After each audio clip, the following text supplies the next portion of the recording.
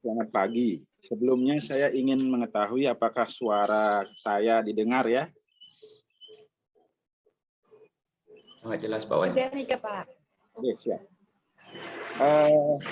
Saya mulai dengan menyapa yang terhormat tiga narasumber yang sudah kami putuskan dan kami diskusikan bersama dalam hal ini Saudara Ketua Panitia, Pak Kadek Surya Kencana, kalau tidak salah lembaga media tempat beliau bekerja adalah Jawa Post Group ya. Mohon maaf kalau salah saya menyebut karena ada berbagai perubahan baik dalam perusahaan maupun kebijakan-kebijakan pemberitaan atau penyiaran di era disrupsi.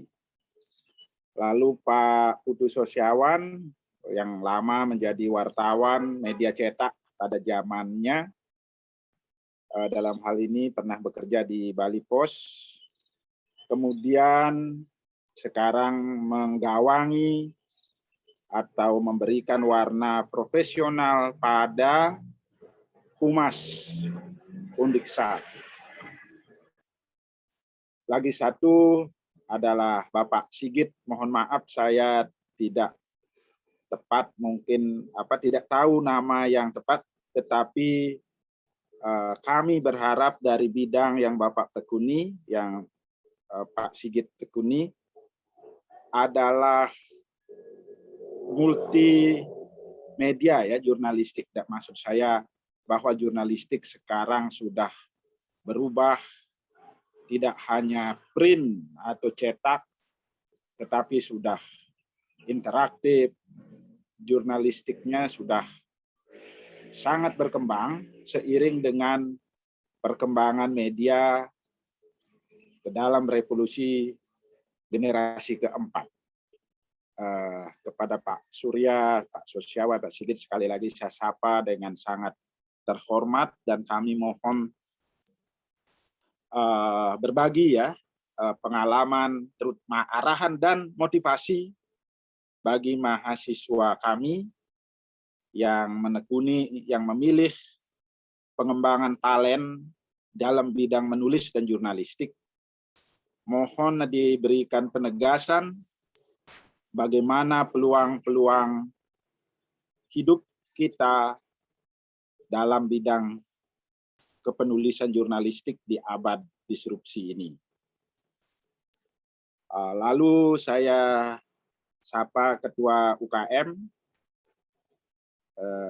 yang sudah bekerja memimpin visi setahun ini, Ketua Panitia dan tim ya, saya ucapkan juga selamat pagi dan saya sapa saudara sudah menyelenggarakan kegiatan ini dengan baik. Lalu seluruh peserta dan anggota, mungkin karena kita belum pernah ketemu, seperti janji arahan saya di awal, setelah pelantikan kita ada kegiatan camping maunya bertemu, tapi ada perubahan kebijakan penanganan pandemi sehingga kita menunda acara itu. Mudah-mudahan bisa cepat kita lakukan dalam jumlah terbatas. Ini adalah PR untuk Ketua UKM-PC. Baik, saya hanya ingin menegaskan lagi konsep sebuah UKM di kampus. Ini untuk saudara-saudara anggota UKM, PC, bahwa UKM di kampus, di suatu kampus dimanapun, bukan untuk penyelenggaraan kegiatan yang berkaitan dengan bidang UKM. UKM itu adalah bengkel, tempat saudara mengembangkan diri sesuai dengan talent atau keterampilan apa yang dikembangkan. Jadi jangan saudara berpikir menjadi anggota UKM kerjanya menyelenggarakan lomba. Tetapi saudaralah yang berlomba, saudara yang mengasah diri, mengembangkan diri, dan menciptakan produk-produk yang sesuai dengan talent atau keterampilan, bakat yang dikembangkan di sebuah UKM. Jangan sekali-sekali berpikir menyelenggarakan kegiatan, menyelenggarakan lomba.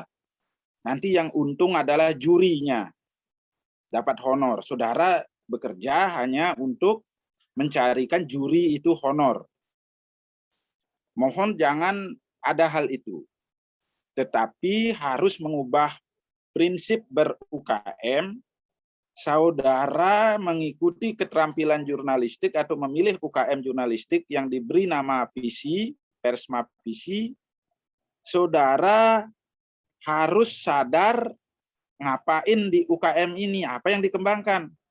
Yang dikembangkan di UKM visi adalah menulis, keterampilan atau talent menulis, bakat menulis. Ya. Dan di sini saudara belajar menulis untuk kebutuhan jurnalistik. Tulisan-tulisan apa yang berkaitan dengan jurnalistik? Tentu yang berkaitan dengan berita. Jadi tulisan berita tidak sama dengan tulisan makalah. Kalau Anda belajar menulis makalah itu ada mata kuliahnya, tetapi belajar menulis berita, menulis pitch, melakukan wawancara, membuat pertanyaan untuk wawancara misalnya, tidak diajarkan di mata kuliah saudara. Tetapi saudara bisa belajar mandiri di UKM ini. Nah, itu konsepnya. Jadi jangan saudara hanya menjadi panitia. Ini perlu saya tegaskan supaya tidak salah. Sehingga saudara sadar selama menjadi anggota UKM visi, saudara belajar suatu keterampilan yang dikembangkan. Itu. Nanti mungkin bapak-bapak narasumber akan lebih mempertajam apa yang saya sampaikan di dalam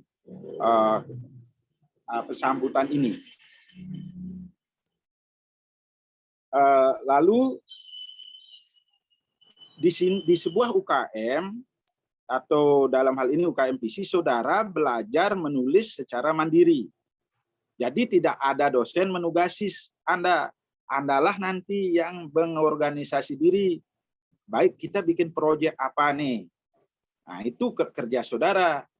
Di sela-sela itu Anda kuliah.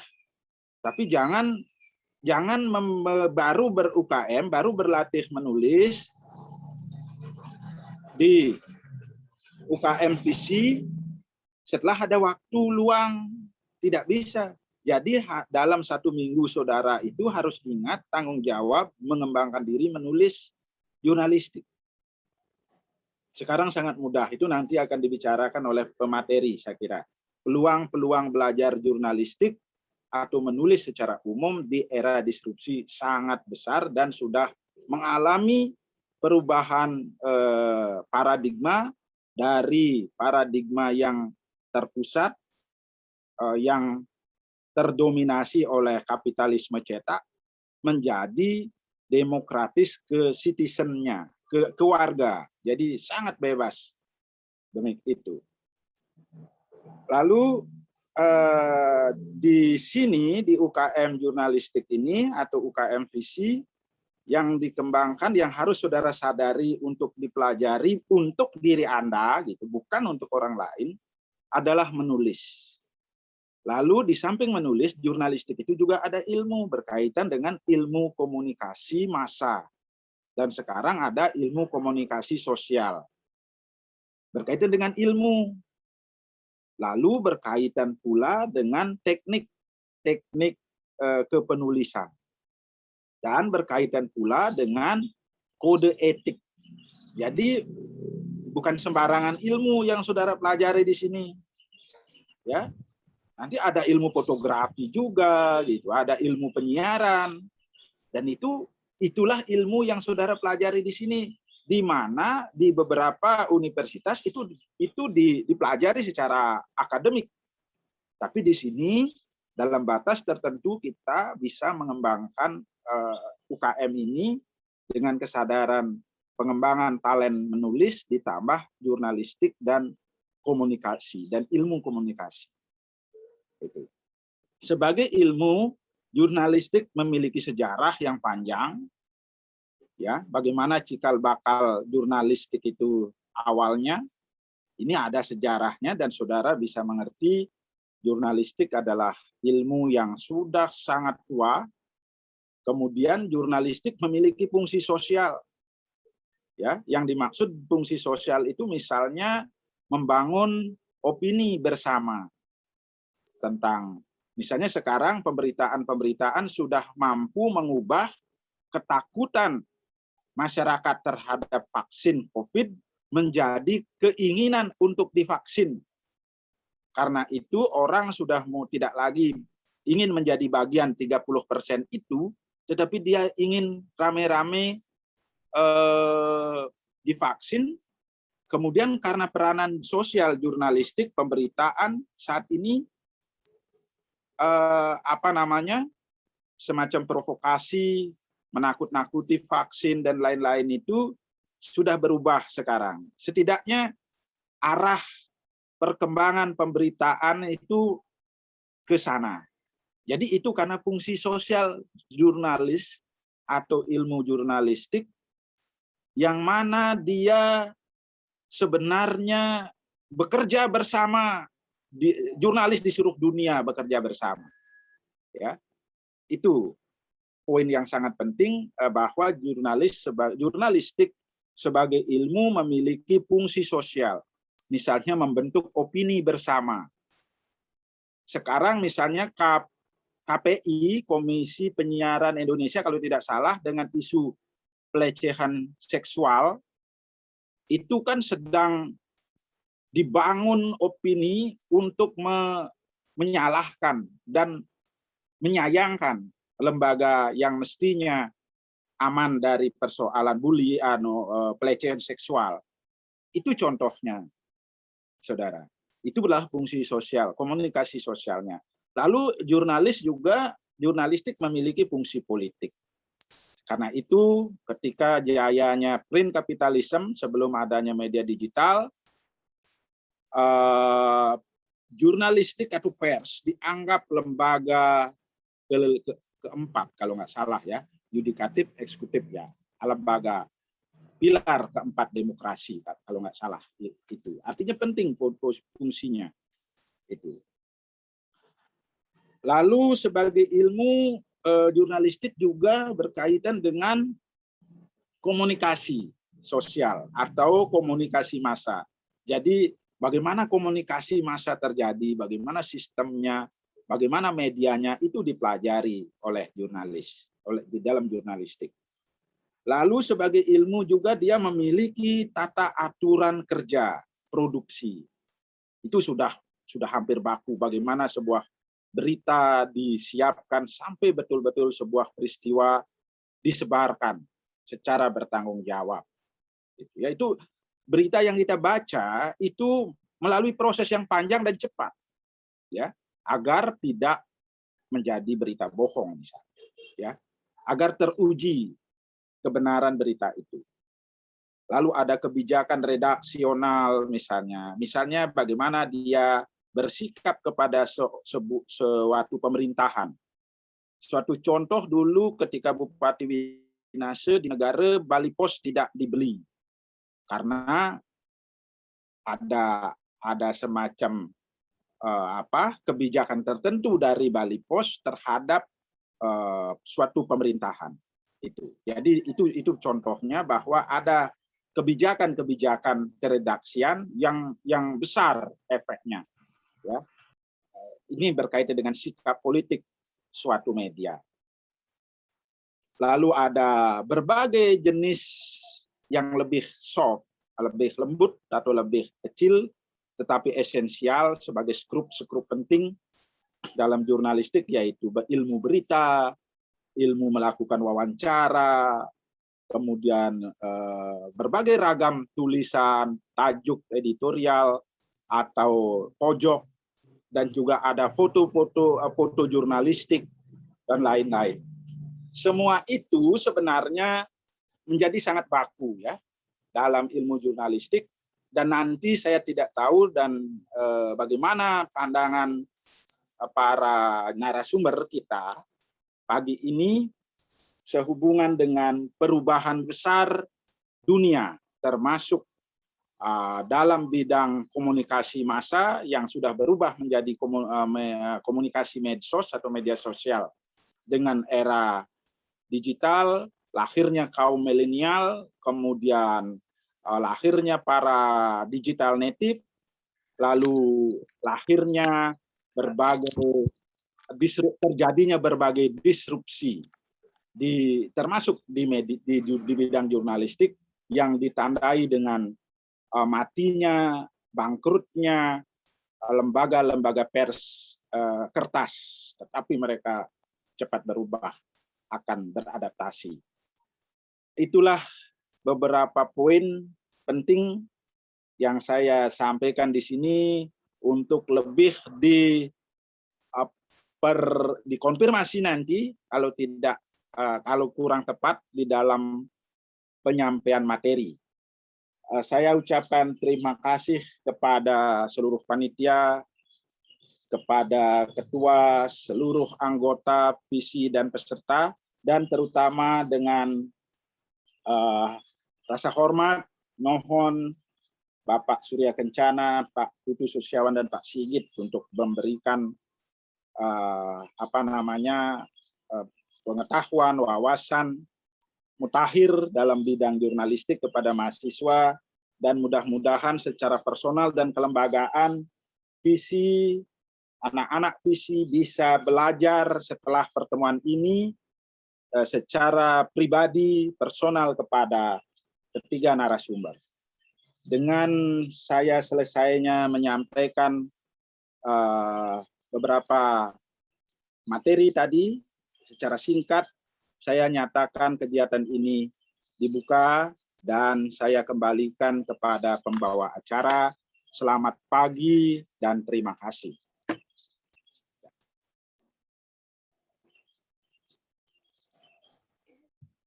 Baiklah, terima kasih kepada Bapak Dr. Iwayan Artika SPD MHum sebagai Pembina UKM Pers Mahasiswa Visi Undiksa.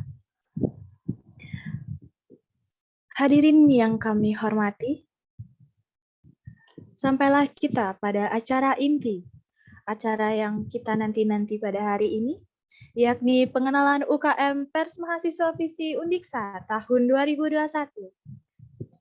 Serta pemberian materi dan serta sesi diskusi.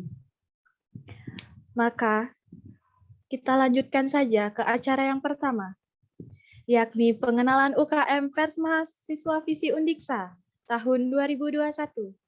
Kepada panitia yang bertugas, kami persilahkan.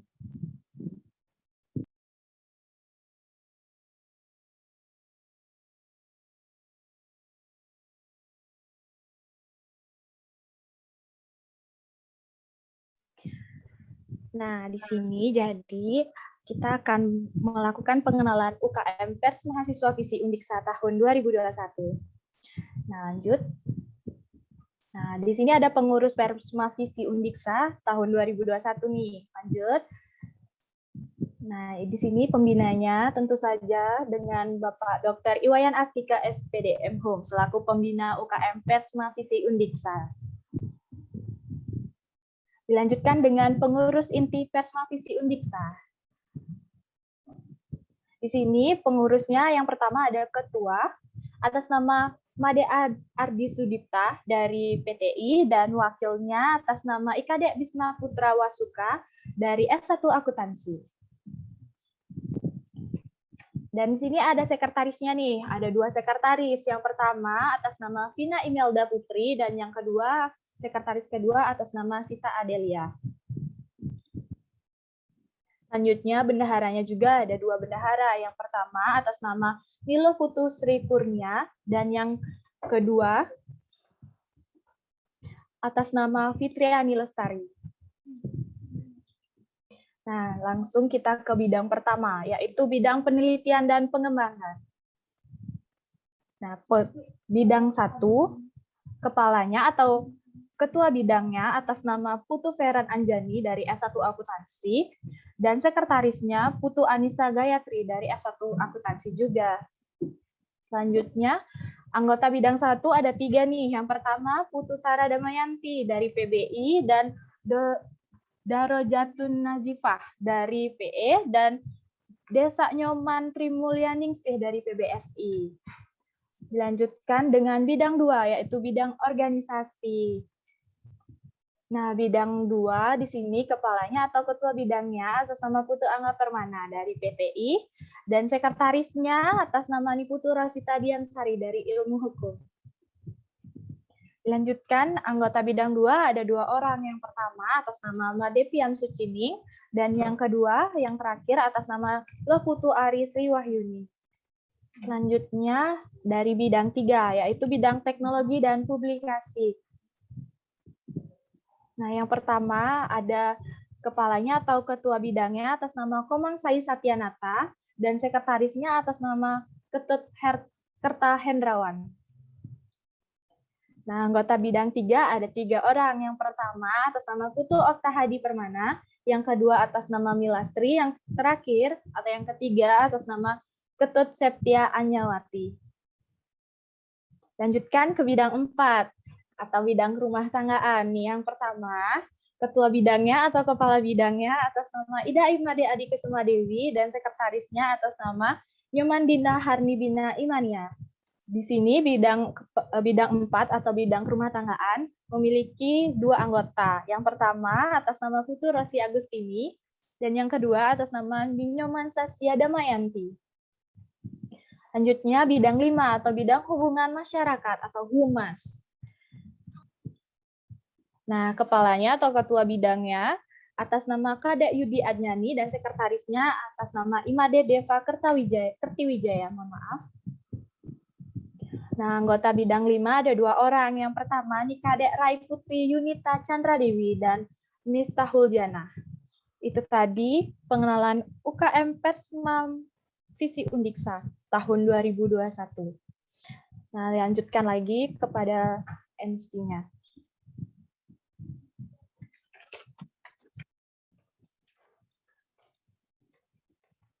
Baiklah, demikianlah tadi kita saksikan bersama pengenalan UKM Pers Mahasiswi.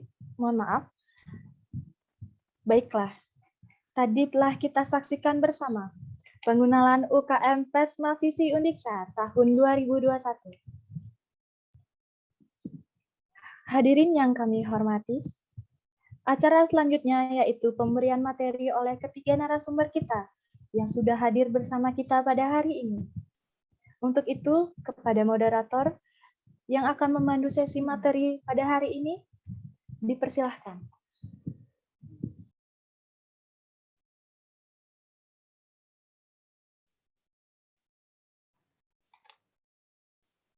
Terima kasih, Pewara.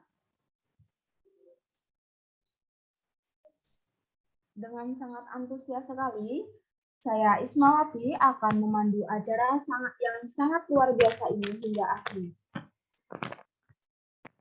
Yang saya hormati, Pembina UKM Pers Mahasiswa Visi Undiksa, Bapak Dr. Iwayan Artike, SPD MHUM, dan juga yang saya hormati ketiga narasumber pelatihan jurnalistik UKM Persma Visi Undiksa tahun 2021 yang sudah hadir bersama kita di sini. Bapak Kadek Surya Kencana MPD sebagai pemateri pertama, Bapak Putu Sosiawan MPD sebagai pemateri kedua, dan Bapak Sigit Purwono sebagai pemateri terakhir. Selamat pagi Bapak, apakah sudah bisa terhubung bersama kami? Selamat pagi. Terima kasih. Dan juga dengan sangat antusias, saya ingin menyapa seluruh panitia serta peserta pelatihan jurnalistik UKM Pers Mahasiswa Visi Undiksa tahun 2021 yang sangat berbahagia juga semangat pada kegiatan pagi hari ini dengan tema Increasing Journalism Skill in a Better Normal. Baiklah, tanpa berlama-lama lagi, Mari kita lanjutkan agenda kita kepada pemberian materi. Yang pertama oleh Bapak Kadek Surya Kencana, yang mana beliau akan memberikan materi dengan tema Kupas Tuntas Menulis Esai yang Baik dan Benar. Untuk Bapak Kadek Surya Kencana, apakah sudah bisa terhubung bersama kami? Baik, terima kasih Bapak. Baik, sebelum itu, izinkan saya untuk membacakan biodata singkat beliau. Kepada operator, mohon dibantu untuk menampilkan slide.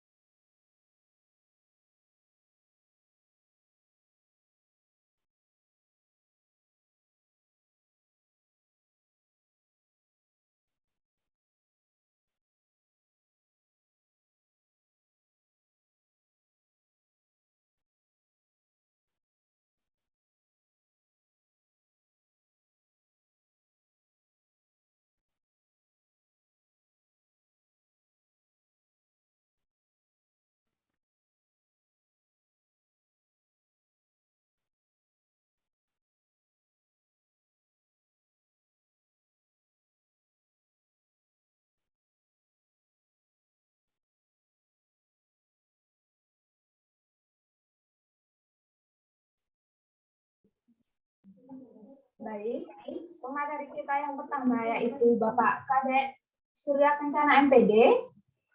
Beliau lahir di Desa Dalung, Badung, 24 Januari 1986.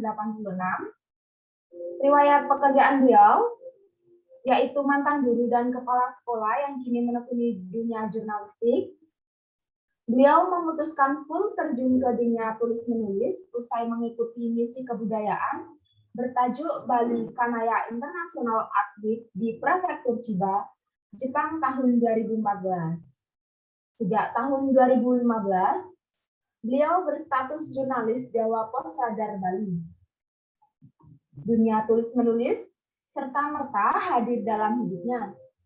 Berawal dari ketidaksengajaan mengikuti lomba yang digelar Departemen Pendidikan Nasional di Hari Puisi Sedunia tahun 2005. Puisinya berjudul Wayang Meraih Juara 2 tingkat nasional menyisikan 1837 kala itu. Karena dinilai pintar menulis, akhirnya beliau terpaksa membaca buku hingga akhirnya menjadi kebiasaan. Lewat bacaan demi bacaan, akhirnya beliau bisa menulis.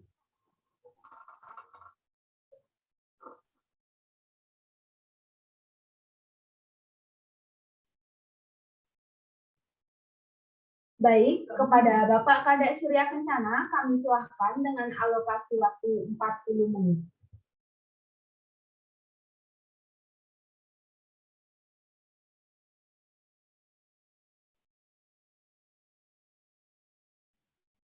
Mohon maaf, suaranya belum terdengar.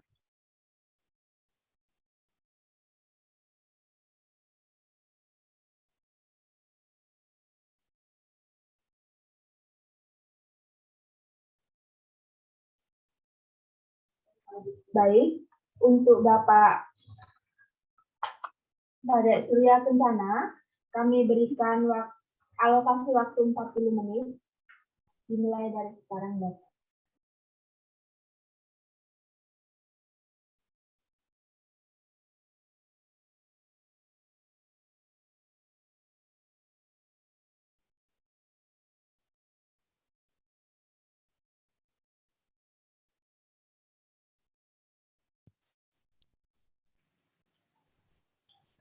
Halo Dek, suara saya sudah terdengar Dek? Sudah ya Bapak. Halo Pak. Halo Pak Artikel, selamat pagi. Selamat pagi Pak Surya. Silakan. Terima kasih. Aduh, saya disebut yang terhormat sama Pak Artikel, saya jadi galau mendengarnya. Jadi begini ya Dek ya, saya dulu berguru kepada Bapak Wayan Artikel, saya termasuk orang yang beruntung mengenal beliau ya. Jadi saya mendapatkan cara berpikir ya, sudut pandang berpikir yang sebenarnya sangat dibutuhkan oleh seorang manusia, khususnya penulis. Jadi sudut pandang seseorang itu yang paling penting. Dan dalam penulisan esai yang saya sekarang diamanatkan untuk membahas itu, ini yang sebenarnya paling sulit. Kenapa? Pertama, karena seorang esai harus bisa membuat orang yang membaca tulisannya itu merenung. Ya, oke, untuk mengawali bahasan saya, di sini ada 92 partisipan ya. Saya akan mengantarkan kawan-kawan ya, kita sharing aja ya, sharing pengetahuan ya. Saya ingin teman-teman berpikir satu hal dalam kehidupan kita sehari-hari ya, yang terkesan lucu ya, yang terkesan lucu. Nah, contoh sederhana begini, di lingkungan saya di Desa Dalu itu tidak ada tempat untuk membuang sampah karena ya, jauh dari tempat pembuangan dan harus bayar kalau mau sampah diambil. Cara paling gampang supaya sampah Anda sampai di tempat pembuangan akhir adalah buanglah sampah di tempat di mana sampah itu dilarang. Kalau membuang sampah di tempat di mana dilarang, itu pasti diambil sama petugas. Nah, itu bisa jadi esai yang menarik. Jadi, hal-hal seperti itu, cara berpikir seperti itu yang penting dibahas di UKM Visi Undiksa ini. Karena seperti yang Pak Artika sampaikan tadi ya, saya bisa sarikan, soft skill sebenarnya yang bisa didapat dari UKM Visi Undiksa ini. Jadi gara-gara Pak Wayan Artika ini, saya adalah salah satu manusia di Indonesia yang tidak pernah menyingkat kalimat atau kata ketika menulis pesan singkat. Tidak sama sekali. Jadi kalau WA-an sama saya, SMS-an sama saya akan menulis kata itu lengkap. Dan itu terjadi sejak tahun 2006, sejak saya menjadi mahasiswa beliau. Jadi itu yang saya lakukan supaya energi kata itu utuh saya dapat. Oke, saya akan langsung ke topik ya. Apa itu esai? Tidak akan saya jelaskan dengan detail karena Anda bisa searching dengan mudah di Google. Itu tidak akan saya lakukan ya. Tapi yang penting dalam era yang dikatakan oleh Pak Artika tadi, destruksi informasi ini ya, di mana pandemi membuat loncatan untuk transformasi digital semakin kencang. Yang penting harus diketahui adalah ya, bahwa jering salah. Itu penting diketahui. Bahwa jering salah sehingga dia dipenjara karena kata-katanya di media sosial. Itu salah, itu terbukti di pengadilan dan itu sah secara hukum ya. Masalah orang sekarang jering pada akhirnya karena dia mau divaksin. Nah, itu juga ide yang menarik dalam esai.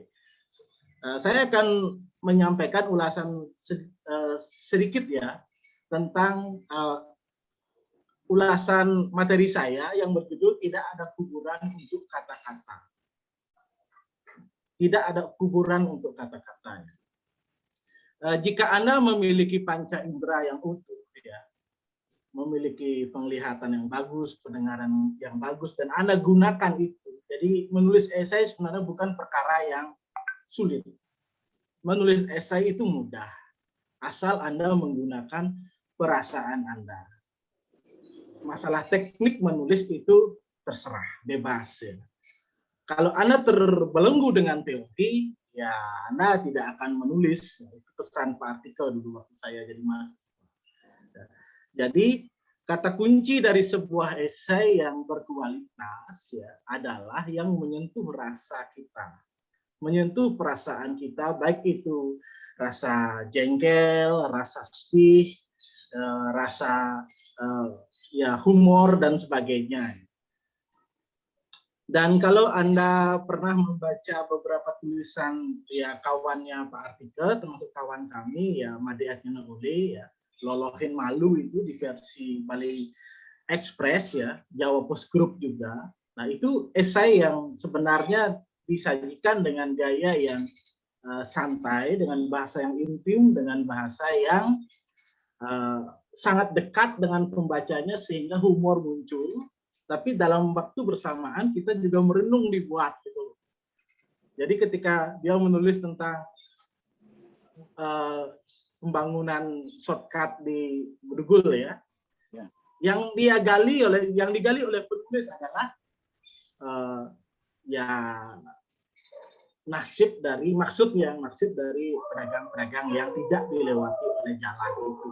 Dan sekarang kalau kita lewat di sana, melintas di sana, kita bisa temukan itu. Yang saya sering ketika harus ke Buleleng, saya lewat jalan lama dan ada kesan tersendiri yang saya dapatkan dari proses pilihan melewati jalan lama itu. Nah, itu. Dan berikutnya tidak ada kuburan untuk kata-kata. Ini maksudnya apa? Pertama ya, seperti yang dikatakan Pak Artike tadi, sekarang untuk menjadi jurnalis itu mudahnya minta ampun.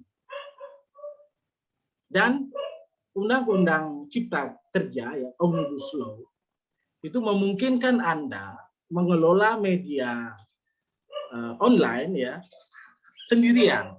Bisa itu, dimungkinkan itu. Kalau dulu kan harus banyak ya, ada pemegang saham dan sebagainya. Tapi harus punya PT juga ya, izin dari Kementerian Hukum dan HAM. Itulah yang membuat media cetak itu tergerus sekarang. Jadi saya masuk menjadi wartawan 2015. Itu iklan itu harganya masih mahal. Tapi hadirnya media yang lain juga cetak ya, saya tidak sebut, itu membuat harga tergerus. Sekarang lahirnya media sosial itu membuat lebih tergerus lagi ya. Nah, jadi begini ya. Kalau Pak Artike tadi membahas ya di UKM visi ini akan jadi bengkel, saya kasih tahu sekarang ke kawan-kawan yang ingin bergabung di tes visi ini ya, Anda harus tetap ada di ruang ini. Karena apa? Karena kemampuan menulis itu sangat dibutuhkan. Apapun pekerjaan Anda nanti ya. Apakah Anda akan jadi guru, apakah Anda akan menjadi pengusaha mungkin nanti, atau Anda akan menjadi seperti saya mungkin seorang jurnalis. Itu sangat dibutuhkan. Ya. Dan saya tegaskan lagi sekali, ya, banyak sekali ada jurnalis sekarang yang di Bali khususnya ya, itu yang tidak bisa menulis sebenarnya. Tidak bisa menulis, saya sebut tidak bisa menulis. Jadi bukan karena apa, bukan karena dia, tapi memang karena mindsetnya nggak ada. Jadi visinya dia sebagai jurnalis, sebagai penulis itu tidak ada. Apakah karena latar belakang saya pendidikan bahasa Indonesia sehingga saya menganggap diri saya lebih bisa menulis dari yang lain? Enggak.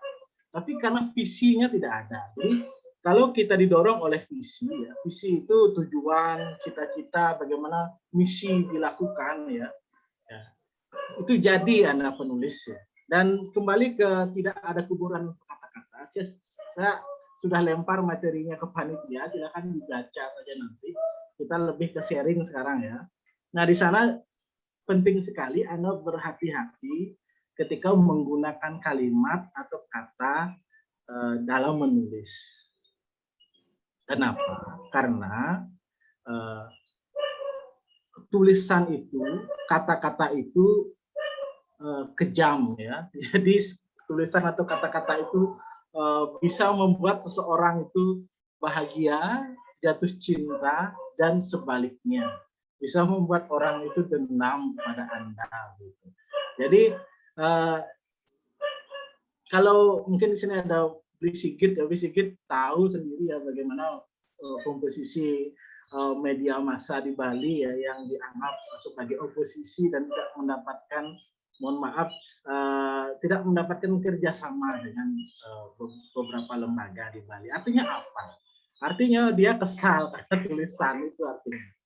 Jadi Anda itu bisa diperhitungkan ketika tulisan Anda bagus, dan media akan sangat diperhitungkan ketika dia sangat netral. Gitu. Dan mengenai kata-kata ini, Anda tentu bisa membedakan ya. Kalau dalam keseharian masyarakat Buleleng khususnya, karena Uniksa tempatnya di Buleleng ya, Anda bisa paham betul bagaimana penggunaan kata, mohon maaf ya, ada kata cicing, pirate, dan sebagainya itu adalah bahasa yang lumrah sekali ya. Dan saya pun dulu ketika 8 tahun berada di Buleleng, saya akan bertanya kepada teman saya ketika saya tidak disapa anjing. Gitu. Ada hal yang mungkin tidak beres ketika saya tidak disapa seperti itu. Beda lagi halnya ketika, nah itu bahasa pergaulan dan itu oke-oke aja. Dan saya justru merasa sangat dekat ketika orang menyapa saya begitu. Ketika itu dituangkan dalam bahasa esai, bahasa tulisan, itu menarik sebenarnya. Menarik, sangat menarik sekali ya. Misalnya judul esai Anda, saya rindu dipanggil anjing, itu misalnya. Itu menarik. Nah, itu akan membuat orang merenung, ada terela humor di sana dan sebagainya. Itu bisa Anda lakukan. Oke, dan bedanya esai dan opini di sana. Mungkin Anda bertanya, apa bedanya esai dan opini? Kalau opini, ya apa yang terjadi sekarang yang disampaikan oleh Bapak Artika tadi, ada 7 komisioner KPI pusat yang akhirnya diberhentikan sementara karena ada kasus pelecehan seksual terhadap anggota KPI yang lain. Jadi anggota KPI, mohon maaf, anggota KPI laki-laki dilecehkan oleh 7 komisioner KPI pusat. Nah, itu artinya yang juga laki-laki. Itu artinya apa? Artinya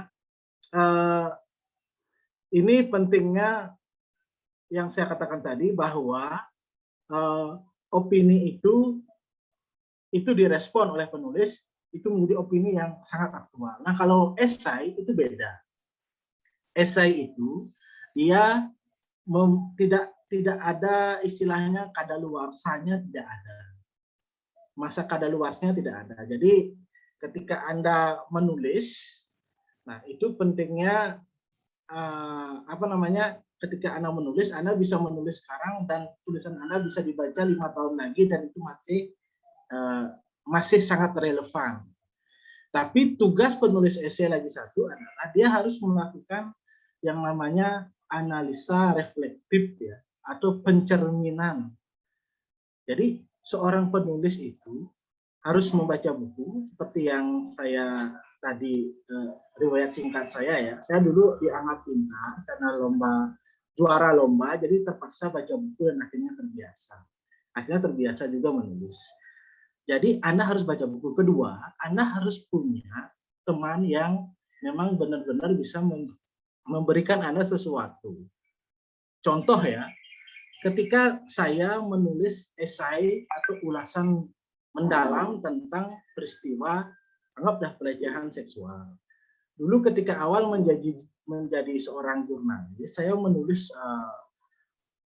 peristiwa pelecehan seksual di sekolah Hainan School di Denpasar. Dan itu tidak ada media lain yang menulis.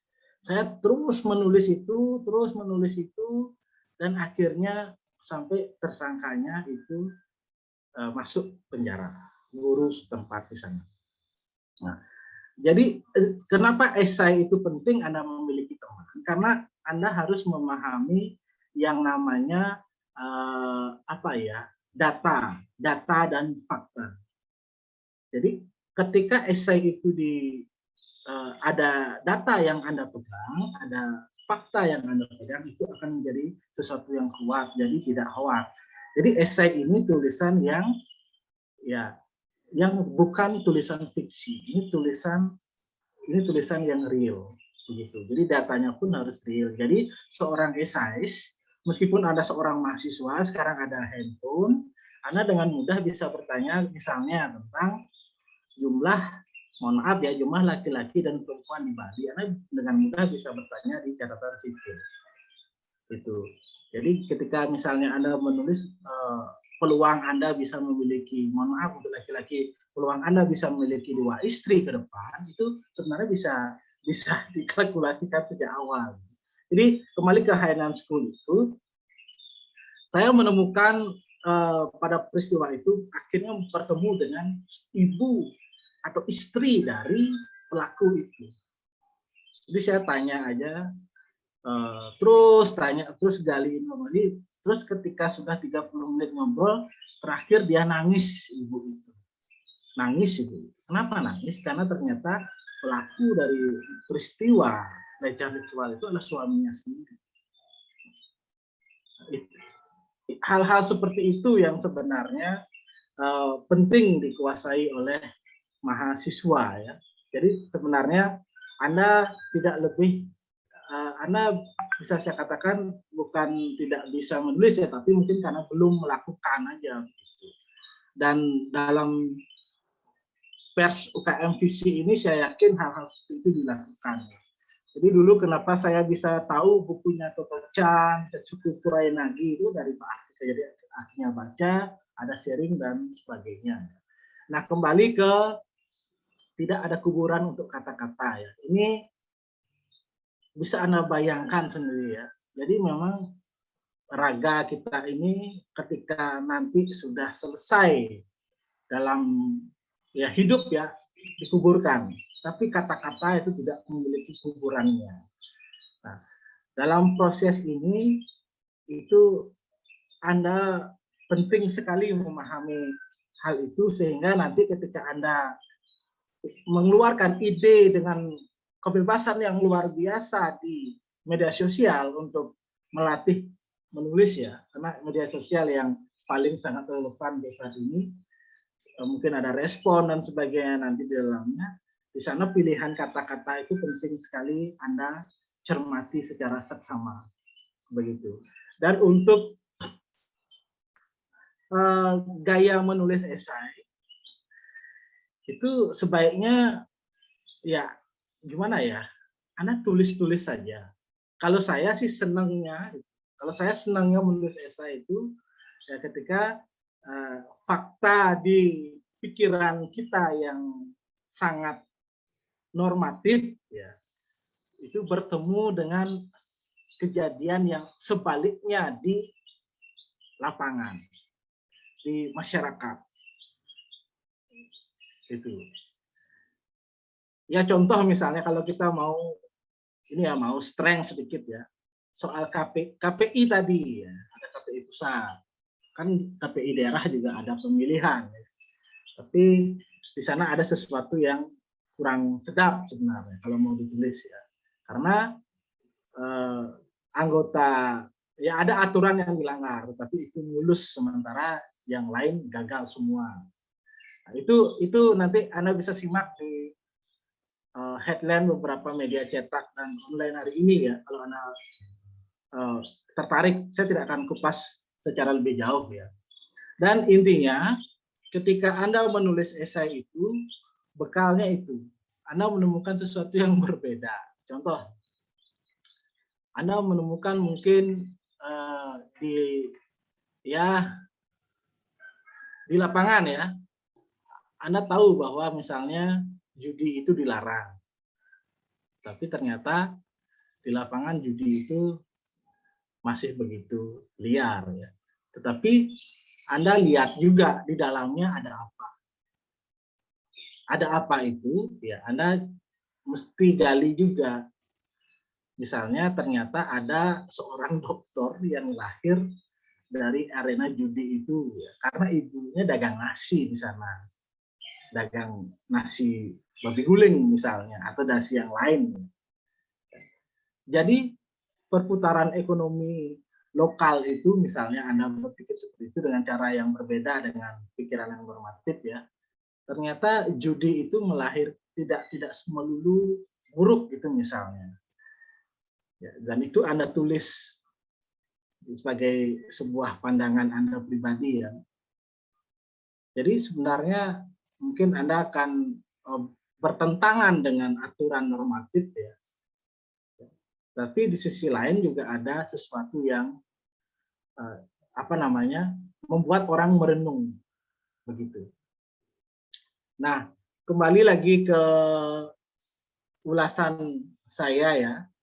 Nah, untuk supaya kita ada komunikasi sedikit ya, peserta mungkin bisa menuliskan satu hal di HP boleh, di kertas boleh ya, tentang apa hal yang menurut Anda lucu di lingkungan Anda sehari-hari. Yang lucu boleh, hal yang janggal boleh, hal yang menurut Anda sangat terkesan begitu. Bisa ya, saya berikan Anda waktu 10 detik ya, 10 detik, coba dipikirkan dulu. Nanti moderator coba tunjuk satu orang, moderator Isma coba tunjuk satu orang nanti untuk menunjukkan hal seperti apa yang dia maksud, supaya kita ada interaksi sedikit. Dengan via daring ini agak susah kita berinteraksi. Saya tidak melihat wajah Anda full, jadi saya juga bingung apakah saya sendiri ngomong di sini nggak ada yang menghiraukan atau bagaimana. Oke, mungkin ada yang mau menunjukkan satu. Pak Wayan, ada yang raise hand, moderator mungkin diberikan kesempatan untuk berbicara. Baik, mungkin itu ada yang raise hand dari Iwayan Agus Prebawa. Ya, silakan. Silahkan.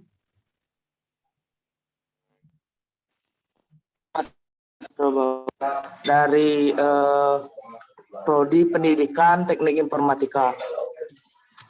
Saya udah membuat satu kata-kata yang Bapak Kadek Surya suruh.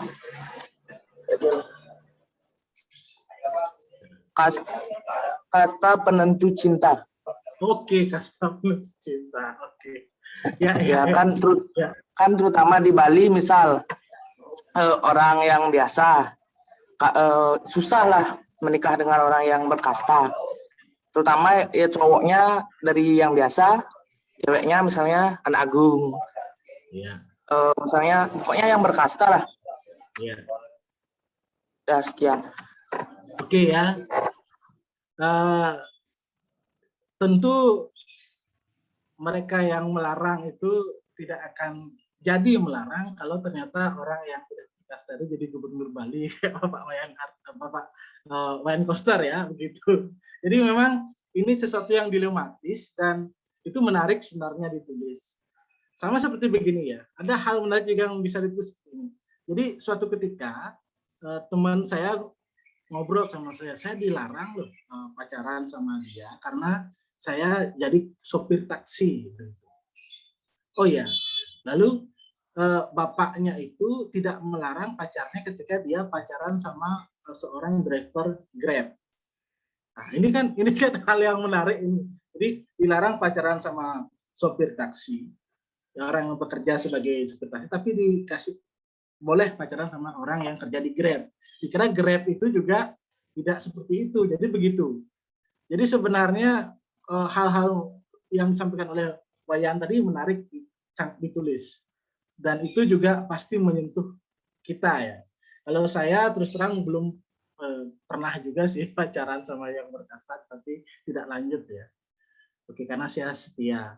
Oke, kita juga akan perlu mengetahui bahwa esai itu mungkin tidak bisa sekali tulis langsung jadi. Tidak bisa sekali tulis langsung jadi. Tentu akan ada proses editing di sana, dan saran saya yang paling penting dilakukan adalah jangan malu menunjukkan tulisan esai kita atau pikiran kita seliar apapun kepada orang lain untuk membaca. Jadi kasih orang lain baca dan kasih dia merespon. Itu penting sekali. Nah, kalau ketika Anda menulis esai di sebuah media massa, itu akan ada proses yang namanya ya masuk ke dapur redaksi. Setelah itu akan ada proses editing. Akan ada redaktur yang akan mengedit tulisan Anda. Itu bedanya ketika Anda menulis di media sosial dengan media yang memang secara resmi berlangsung ya, punya undang-undang pers di dalamnya. Nah, ketika tulisan Anda ada bahasa yang agak nyeleneh atau kasar, di sana akan dihaluskan tanpa mengurangi maksud dari kata-kata itu. Mungkin ada hal yang lain mungkin yang juga ingin berbagi ide. Silakan, moderator Isma, mungkin ada yang raise hand dan sebagainya. Atau saya jelaskan dulu, nanti langsung di sesi tanya jawab kita bahas ya. Oke. Dan ketika Anda memiliki ide apapun itu, sebaiknya langsung ditulis. Kenapa? Karena ide itu akan hilang ketika Anda tidak tulis. Nah, itu penting juga. Meskipun Anda ya ketika sekarang ada handphone dan media teknologi lain, ya di sana Anda bisa gunakan itu untuk mencatat begitu. Dan apa gunanya menulis esai? Ketika Anda punya cara berpikir yang berbeda dengan sudut pandang yang berbeda, saya yakin suatu saat nanti Anda akan menjadi orang yang lebih dari yang lain. Begitu. Ketika Anda memiliki kemampuan menulis, apalagi Anda punya cara berpikir yang berbeda, Anda mempunyai kemampuan menulis ya, itu double untungnya. Jadi karena saya adalah salah satu mahasiswa Pak Artike yang dulu rajin ya mengikuti arahan dia, akhirnya sekarang beberapa narasumber itu meminta ketika ada liputan gitu ya, apakah nanti produk tulisannya menjadi sebuah esai atau menjadi sebuah tulisan art news ya, atau berita yang biasa, itu sering sekali narasumber itu meminta saya untuk menulisnya begitu. Jadi itu pentingnya. Jadi apakah itu akhirnya membuat Anda menjadi orang yang dikenal sama orang ya? Jawabannya iya. Dan ketika Anda misalnya menentukan pilihan menjadi nanti seorang jurnalis, itu hal-hal spesial yang bisa Anda dapatkan adalah yang Anda setara dengan siapapun. Itu penting.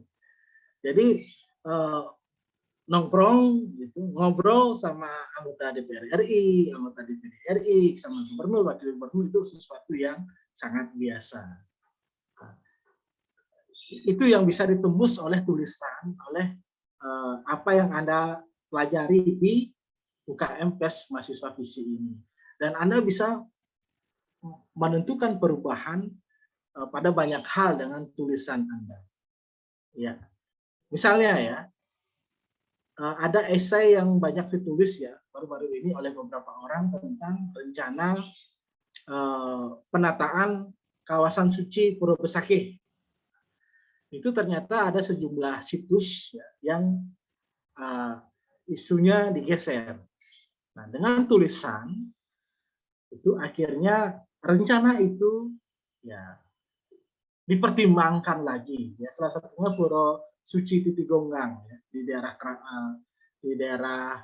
kalau tidak salah Rendang ya namanya, Rendang Besakih. Itu fungsi tulisan. Dan khusus untuk esai ini, kalau Anda tidak memiliki cara berpikir yang berbeda, tidak memiliki sense of crisis ya, itu sulit dilakukan. Jadi ketika Anda merasa Anda punya hati, Anda punya cara berpikir yang berbeda, maka esai itu mudah. Ketika Anda merasa sulit untuk ditulis, untuk diwujudkan menjadi tulisan yang utuh, caranya tulis saja. Masalah bahasa itu urusan yang kedua. Semakin sering Anda salah ketika menulis kalimat, itu semakin bagus. Karena nanti di sana akan ada pembenahan demi pembenahan. Sekali lagi saya katakan kepada Anda, wartawan yang dibayar secara profesional pun itu belum semuanya menulis dengan bagus. Mohon maaf Bapak. Oke. Izin mengingatkan untuk waktu sisa 10 menit, oke Bapak? Baik, silakan Dek, kalau bisa langsung sesi tanya jawab juga tidak masalah ya. Karena gini. karena begini, karena esai ini saya sekali lagi tidak terlalu mementingkan teori ya, karena saya merasa itu bisa dipelajari sendiri ya. Tapi yang saya pentingkan ya, karena dipercaya sebagai narasumber di sini adalah bagaimana eksekusi bisa dilakukan. Sebenarnya via daring pun eksekusi bisa dilakukan sebenarnya. Karena eksekusi ide itu bisa kita sharing bersama di ruangan ini. Silakan moderator. Terima kasih Bapak.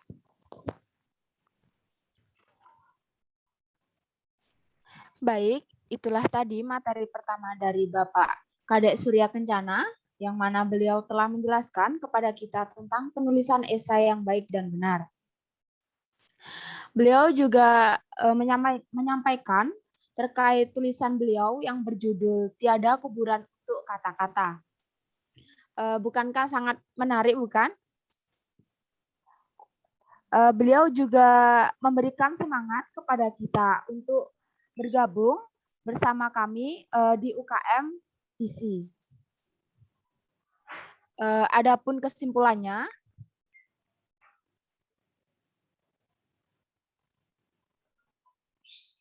esai adalah sebuah karangan berbentuk prosa.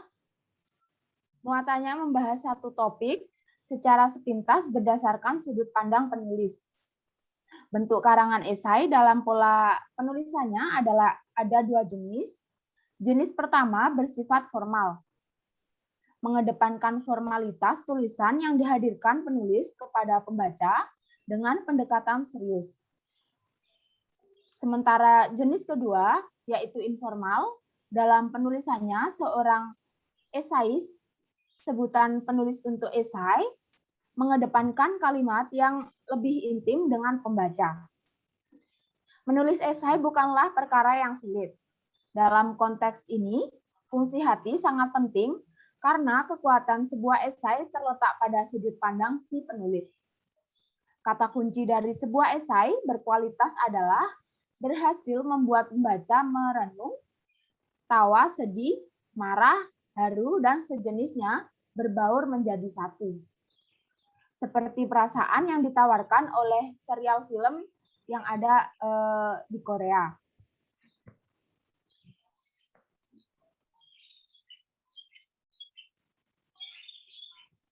Maka sampailah kita pada sesi diskusi. Untuk sesi diskusi ini akan kami buka untuk 3 penanya. Silahkan bagi peserta yang ingin bertanya untuk mengaktifkan fitur raise hand terlebih dahulu.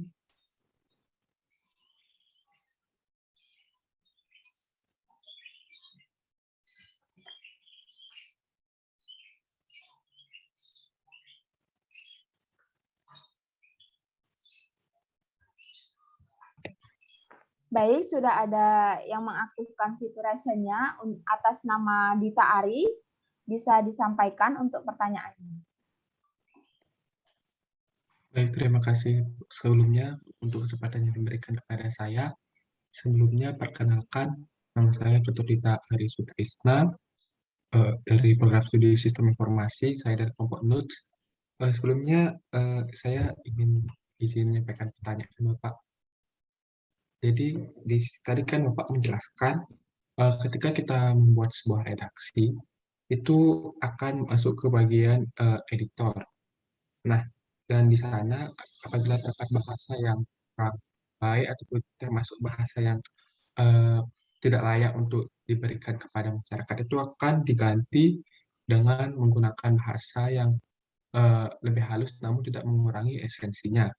Nah, di sini saya pernah beberapa kali melihat artikel-artikel itu di internet yang memang dimiliki oleh beberapa media, tapi dari headline judul dan juga isinya itu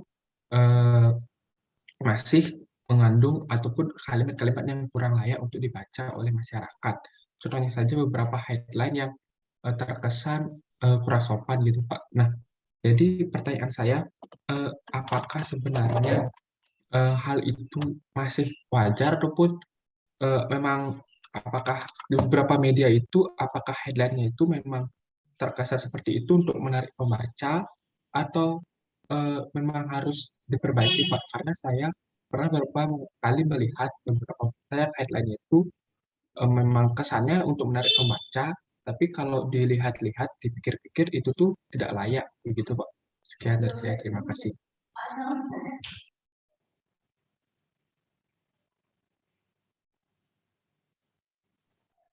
Baik, Bagaimana? disampaikan terima kasih untuk Dita Ari. Mungkin dari Bapak Kadek Surya Kencana bisa ditanggapi, ya, Bapak. Baik, terima kasih Dita Ari mengenai pilihan kata dalam sebuah artikel ya, khususnya esai. Itu sebenarnya kalau dalam media yang memiliki struktur yang lengkap seperti media cetak itu ada yang namanya redaktur bahasa.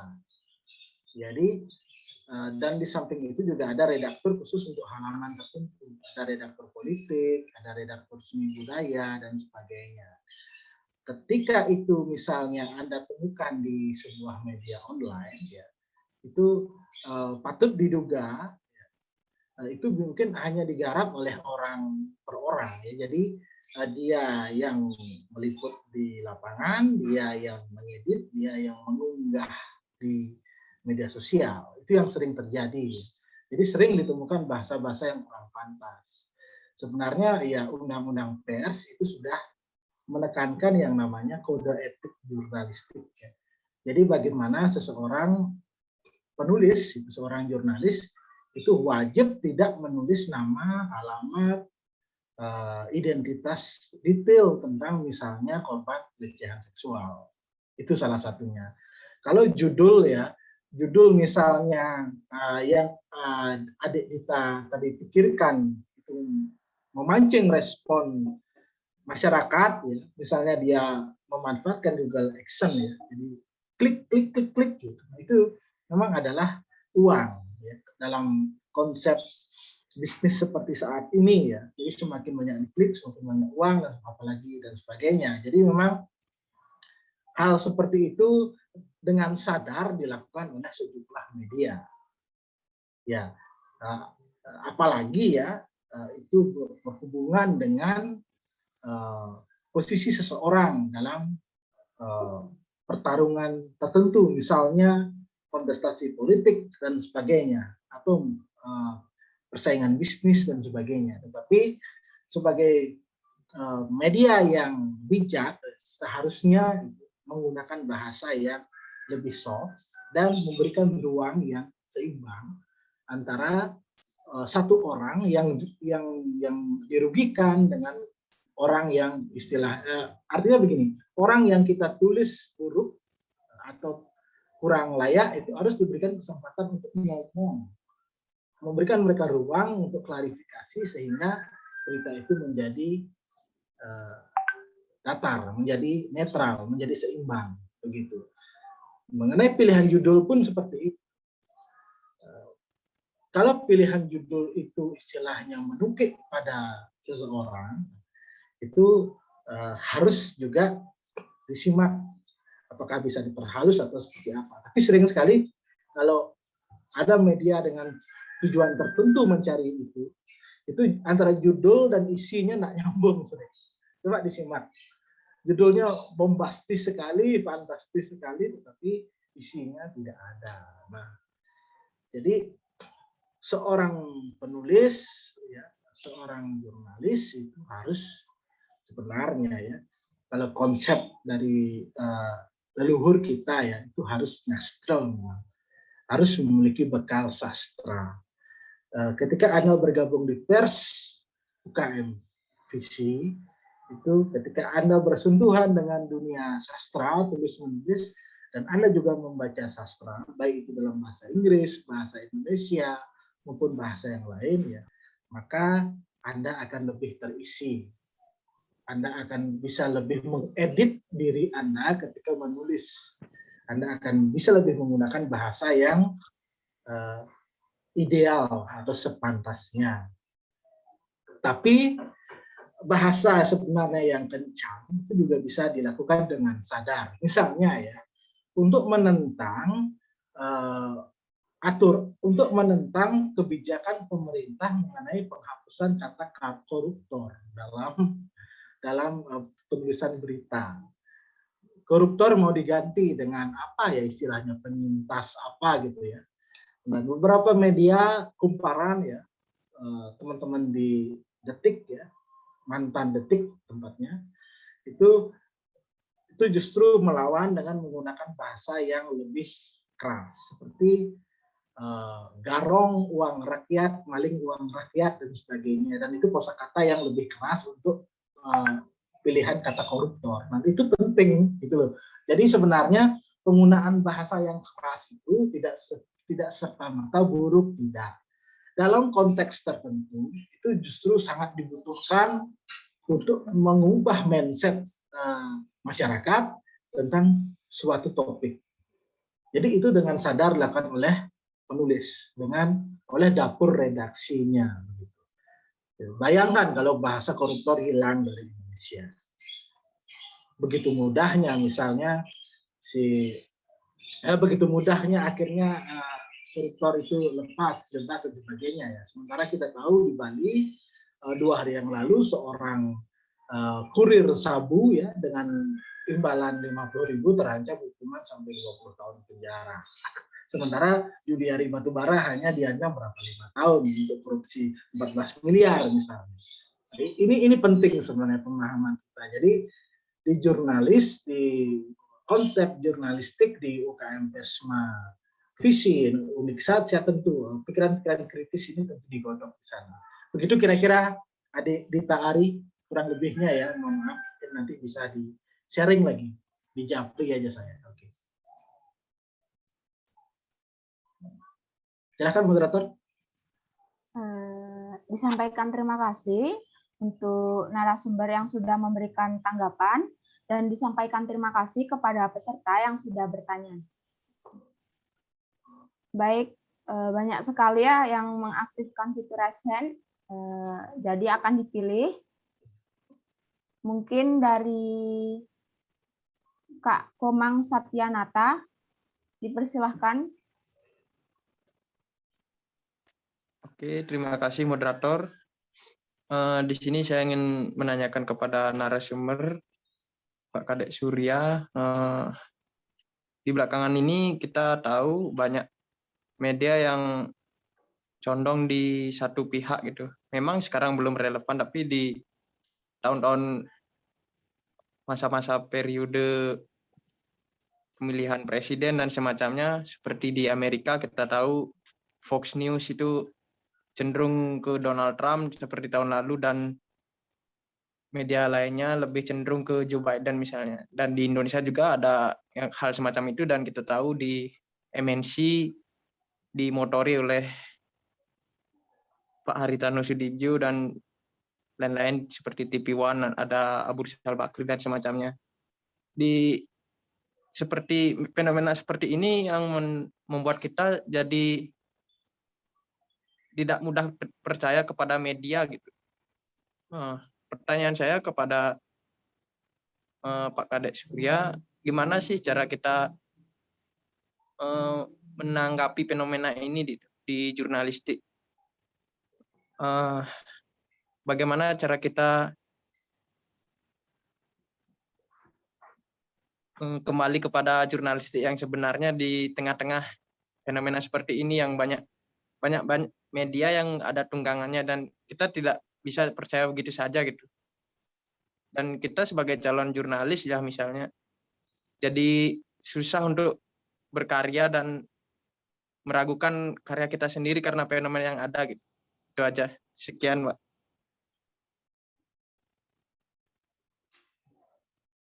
Oke. Baik, disampaikan terima kasih. Mungkin dari Bapak narasumber bisa langsung ditanggapi, Bapak. Jadi pers itu ya adalah industri media ya. Jadi seperti saya kerja di Jawa Pesantren Bali itu, ini kita bekerja di perusahaan jasa, industri jasa media ya. Jadi sebenarnya pers itu juga hidup dari pengusaha-pengusaha seperti yang Komang sebut tadi ya, ada Haritanu Sudibyo ya, partai politiknya Perindo ya, ada juga Abu Rizal Bakri ya, partai politiknya di golongan karya sekarang. Nah, jadi sebenarnya yang penting kita pahami ketika masuk ke industri media ini adalah idealisme itu memang harus dipelihara. Harus dipelihara idealisme. Tetapi perut itu juga harus tetap diisi. Jadi ada dialektika di sana, ada dialektika. Jadi begini, ketika kita harus melayani kepentingan dari mereka, itu dalam bisnis media yang sebenarnya ada yang disebut dengan advertorial. Jadi berita berbayar. Itu. Nah, terlepas dari berita berbayar itu ada namanya memang tulisan tulisan yang memang pure ya, yang memang natural. Ya. Ketika misalnya Abu Rizal Bakri salah, ketika misalnya Abu Rizal Bakri anaknya tersandung waktu ini kasus narkoba, tulis saja, tidak masalah. Tetapi ada ruang yang kita berikan kepada mereka untuk menyampaikan semacam pembelaan, klarifikasi, dan sebagainya. Itu. Nah, apakah media itu disetir oleh penguasa atau dalam bahasa sederhana ya, oleh oknum-oknum tertentu? Ya jawabannya memang di sanalah sebenarnya kecerdasan itu diperlukan.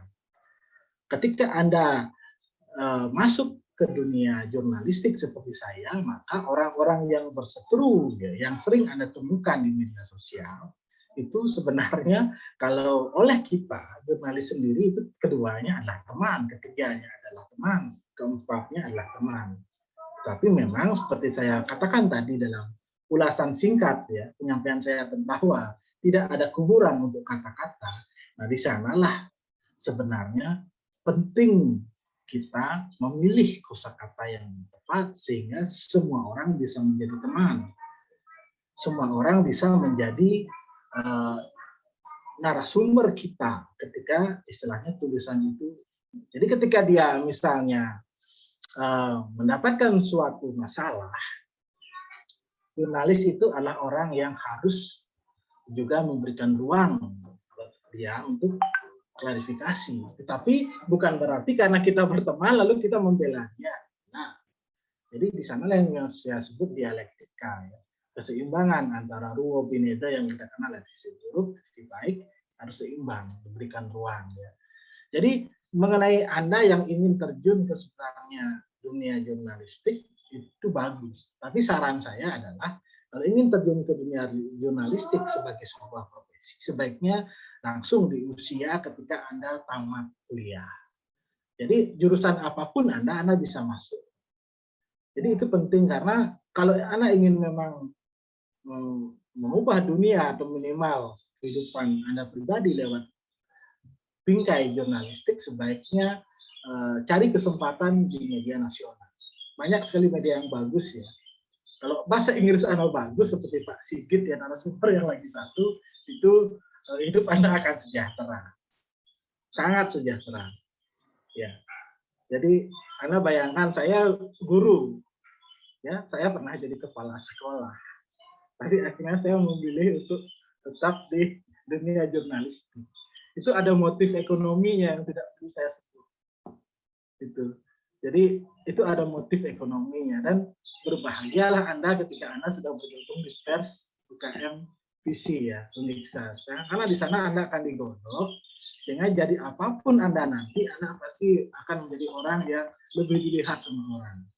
Karena Anda akan digodok cara berpikir Anda. Saya tahu Pak Artikel seperti apa. Saya pernah dulu, saya sering dimarah sama Pak Artikel.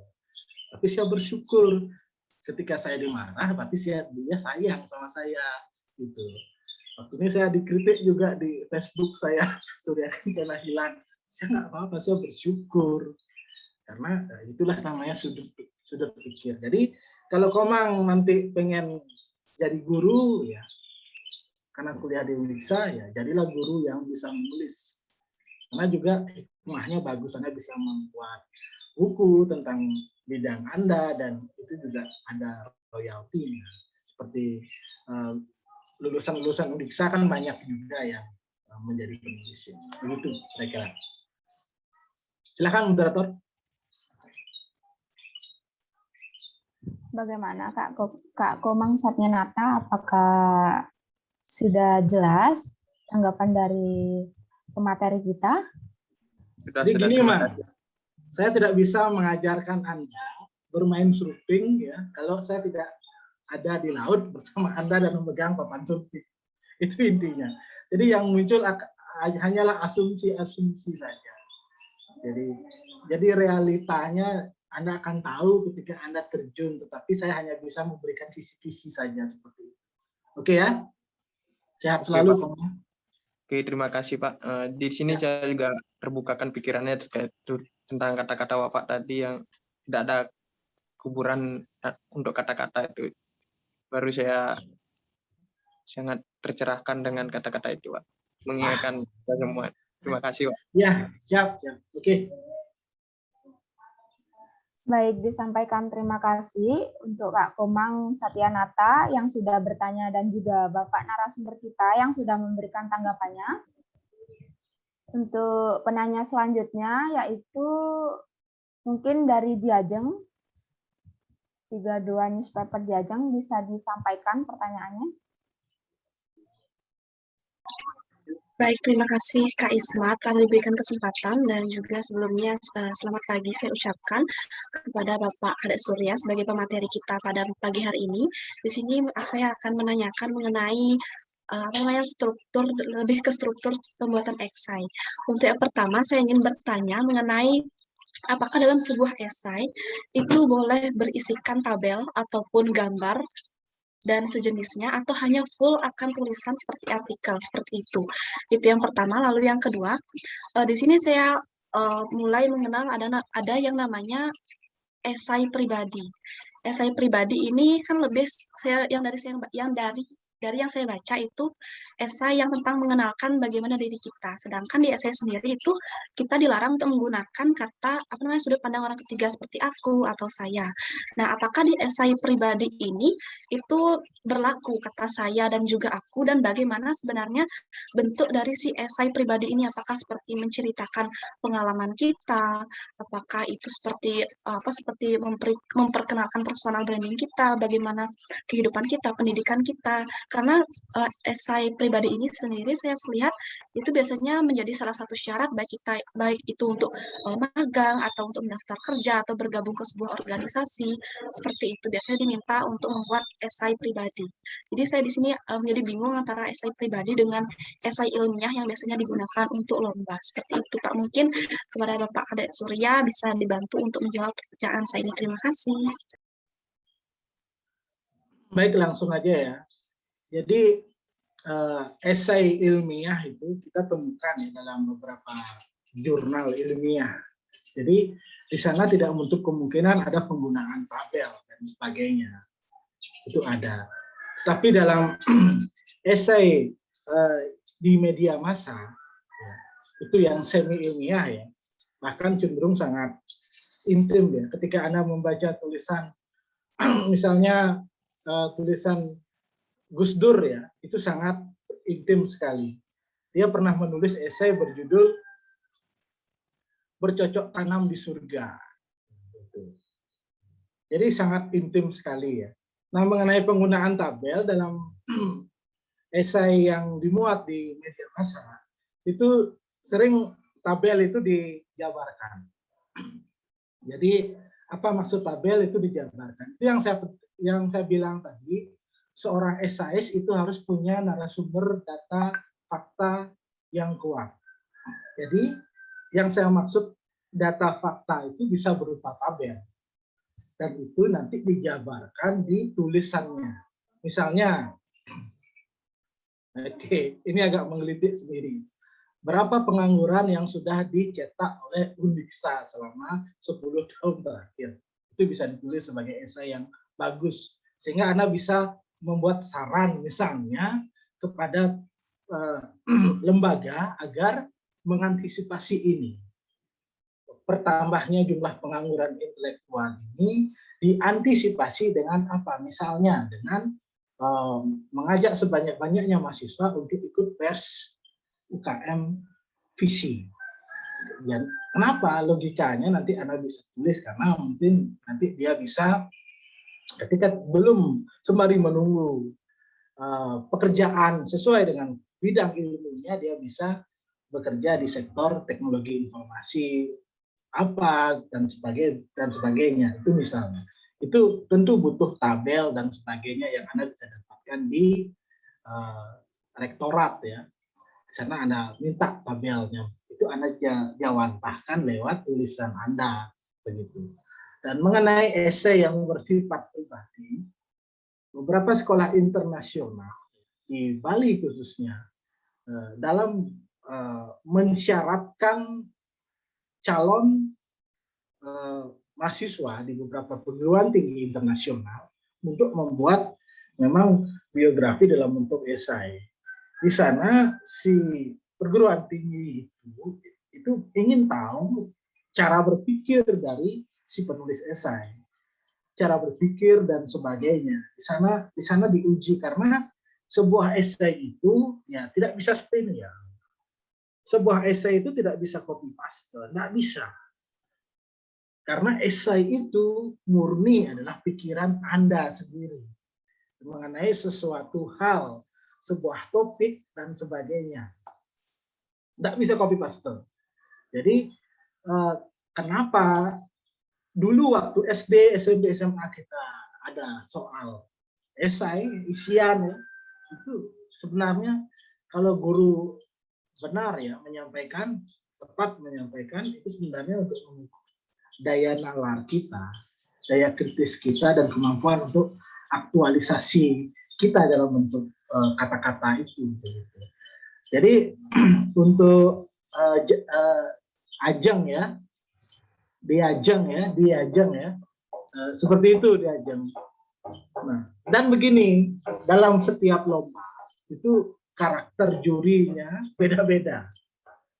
Contoh ya, kalau Anda mengikuti lomba penulisan esai di Universitas Udayana, itu pasti kalau jurinya tidak ada dari insan pers, jurinya adalah semua dosen di sana, itu pasti esainya ilmiah sekali.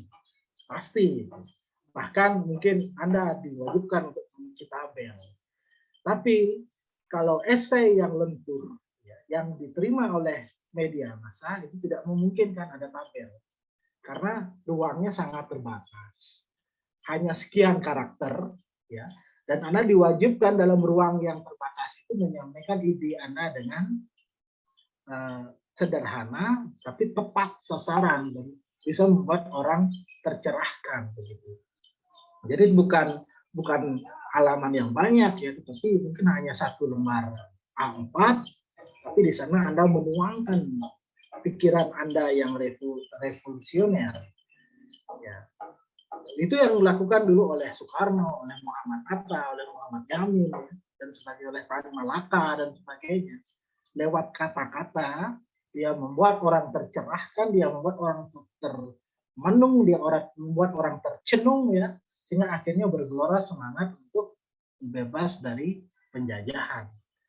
Itu yang dilakukan di era pasca orde, sebelum orde lama dan orde baru ya.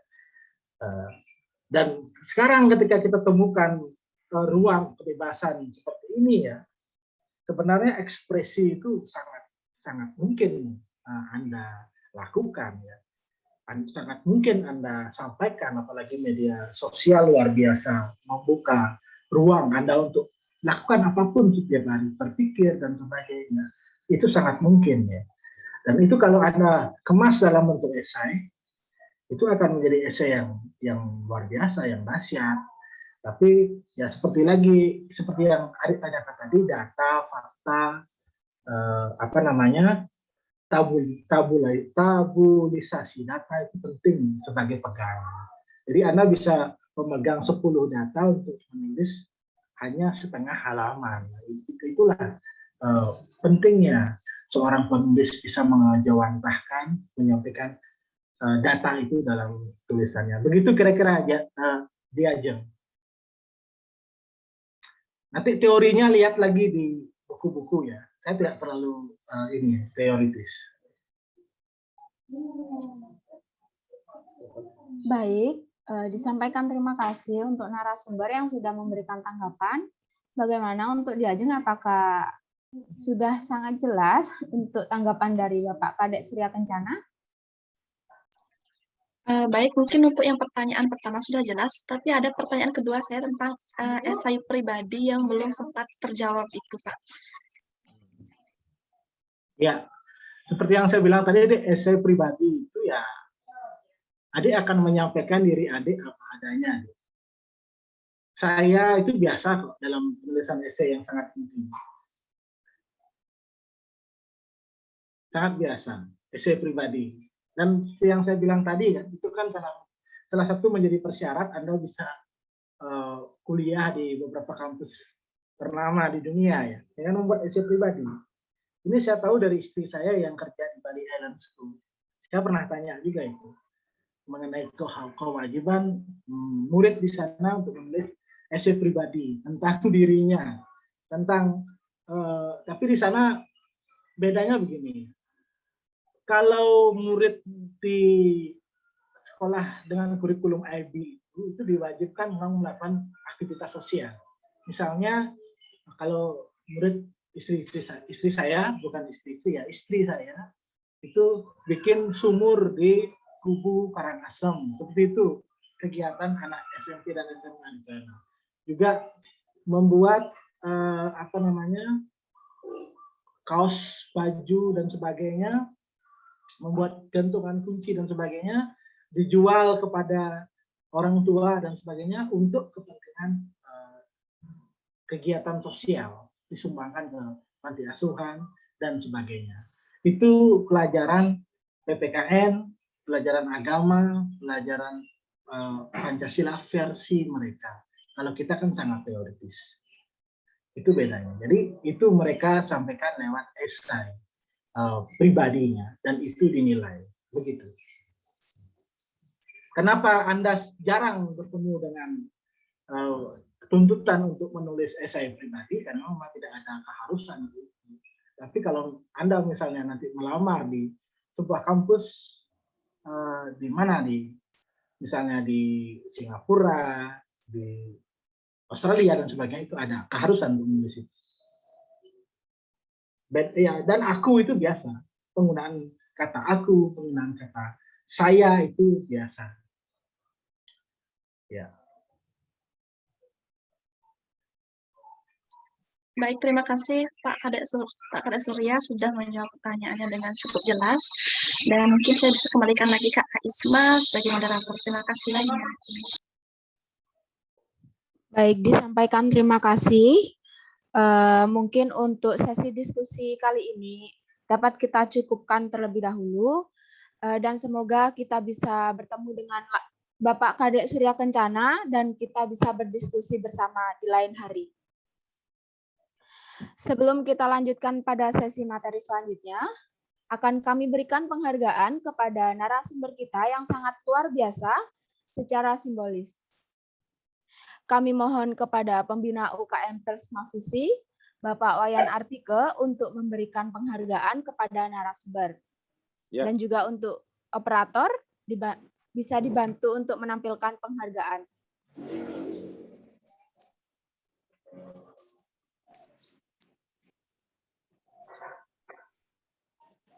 Oke.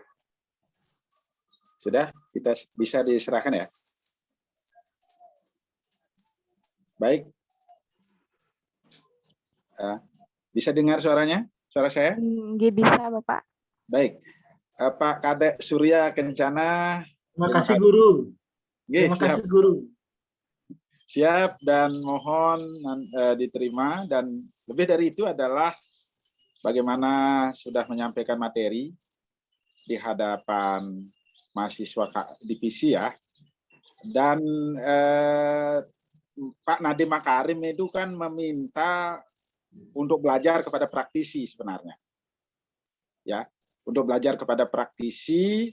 Dan ada kurikulum Kampus Merdeka 20 atau berapa SKS itu mahasiswa harus di luar prodinya, bahkan di luar universitas. Jadi paradigma pendidikan era Pak Nadiem dengan Kampus Merdeka itu salah satunya mahasiswa itu belajar pada praktisi. Pelatihan jurnalistik ini sangat cepat dengan konsep Merdeka Belajar, Kampus Merdeka. Itu yang terpenting, apa yang kami harapkan itu. Sedangkan sertifikat digital ini adalah simbolis perwujudan kami, mahasiswa ya. Saya mohon izin untuk menyerahkan dan mohon diterima dengan baik. Terima kasih. Terima kasih Pak Rike. Oke, siap.